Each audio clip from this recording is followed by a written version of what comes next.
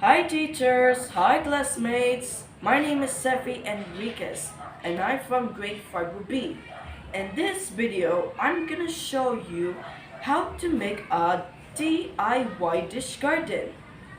But first, let me show you the materials that I'm going to use for this project. Plate, gloves, popsicle sticks,